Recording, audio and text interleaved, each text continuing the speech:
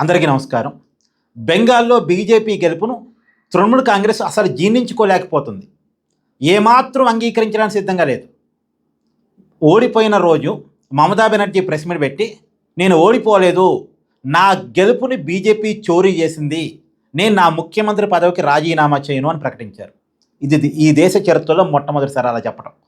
సరే, మమతా బెనర్జీని బర్తరఫ్ చేశారు, బీజేపీ గవర్నమెంట్ ఫామ్ అయిపోయింది. సువేందు అధికారి ఎవరైతే మమతా బెనర్జీని 2 సార్లు 2 ఎన్నికల్లో 2 చోట్ల నుంచి ఎమ్మెల్యేగా కూడా ఓడించారో అతన్ని సువేందు అధికారిని బెంగాల్ ముఖ్యమంత్రిగా ప్రమాణ స్వీకారం చేయించారు.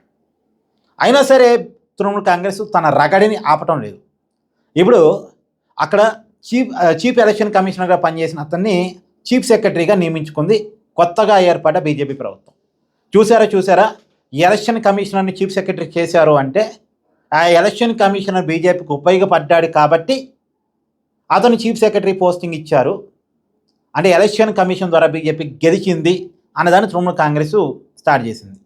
నిజానికి ఎలక్షన్ కమిషనర్ ఎవరుంటారు? ఐఏఎస్ ఉంటారు. చీఫ్ సెక్రటరీగా ఎవరుంటారు? ఐఏఎస్ ఉంటారు. ఈ ఐఏఎస్లే ఒకసారి ఈ శాఖకు ఉంటారు, ఇంకోసారి ఆ శాఖకు ఉంటారు, ఒకసారి ఎలక్షన్ కమిషనర్గా ఉంటారు, ఇంకోసారి చీఫ్ సెక్రటరీగా ఉంటారు. వాళ్ళ సీనియారిటీని బట్టి వాళ్ళ స్థాయిని అక్కడ ఉన్నటువంటి స్టేట్ గవర్నమెంట్ డిసైడ్ చేస్తూ ఉంటాయి. అంతే తప్ప ఎలక్షన్ కమిషనరు ప్రభుత్వానికి ఫేవర్ చేస్తే ఎంత అబద్ధ ప్రచారం.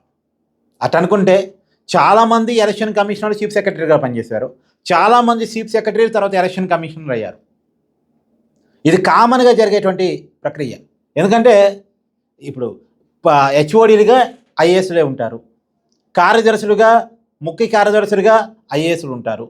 వివిధ శాఖలకి, నీరుపారుదల శాఖకు కావచ్చు, లేదు గనుల శాఖకు కావచ్చు, అన్ని ప్రధానమైన శాఖలకి, ఆర్థిక శాఖకు కావచ్చు, ఐఏఎస్లని హెచ్ఓడీలుగా కార్యదర్శులుగా పెడతా ఉంటారు.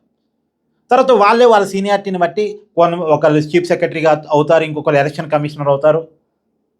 వాళ్ళు ఎప్పుడు కూడా ఒకే పోస్టింగ్లో ఉండరు, ఒకే బాధ్యతలో ఉండరు. ఈ బాధ్యత నుంచి ఆ బాధ్యతలోకి, ఆ బాధ్యత నుంచి ఈ బాధ్యతలోకి వెళ్తూ ఉంటారు కామన్గా. కాబట్టి దీన్ని మనం అతిగా ఊహించడానికి లేదు. ఇప్పుడు నీలం సాహ్ని ఉన్నారు, వైసీపీ అధికారంలో ఉన్నప్పుడు ఆ ప్రభుత్వానికి సలహాదారిగా పనిచేశారు, తర్వాత చీఫ్ ఎలక్షన్ కమిషనర్ ఆంధ్రప్రదేశ్కి అయ్యారు. మరి జగన్మోహన్ రెడ్డికి సలహాదారిగా ఉన్న వ్యక్తిని చీఫ్ ఎలక్షన్ కమిషనర్ చేస్తే జగన్మోహన్ రెడ్డికి ఫేవర్గా ఎలక్షన్ జరగాలిగా ఆంధ్రప్రదేశ్లో. కానీ నీలం సాహ్ని అలా చేసినట్టేమీ ఆరోపణలు లేవుగా. ఇప్పటికే ఆమె ఎలక్షన్ కమిషనర్గా కూటమి ప్రభుత్వం అధికారంలోకి వచ్చిన తర్వాత కూడా కొనసాగుతున్నారు. సో మన ఓటమిని అంగీకరించకుండా ఎలక్షన్ కమిషన్ మీద పడేయటం అనేటువంటిది కొత్తగా రాజకీయ పార్టీలకు ట్రెండ్ అయిపోయింది. గతంలో కూడా ఆంధ్రప్రదేశ్లో వైసీపీ అంతే నిమ్మగడ్డ రమేష్ మీద పడి ఏడ్చేది. అంటే గెలవటం సాధ్యం కానప్పుడు ఎవడో ఒకటి మీద పడి ఆడవాలి. ఇప్పుడు మమతా బెనర్జీ అదే చేస్తున్నారు.